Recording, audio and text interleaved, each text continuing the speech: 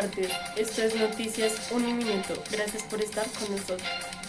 En la emisión de hoy hablaremos sobre la obra Minuto de Dios, fundada por el padre Rafael García Herrero, quien fue un sacerdote católico eudista que se destacó por sus palabras y acciones en pro de una nación justa, equitativa y en paz a partir del encuentro con Jesucristo.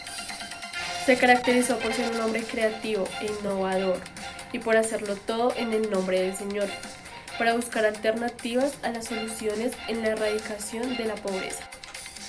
En el año 1946 se inició el programa radial El Minuto de Dios y en 1950 fue el programa La Hora Católica. En 1956 comenzó el barrio Minuto de Dios.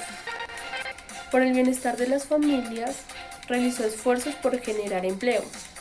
Fomentó la industria artesanal, la apertura de talleres de ebanistería, tapetes y artículos de cuero. Y dio origen a una empresa de confecciones para generar empleos y capacitar operarios. En 1961 ideó y realizó el banquete del billón, conocida como la cena más rica y la más pobre del mundo. Esto lo realizó con el fin de obtener recursos y financiar las obras sociales.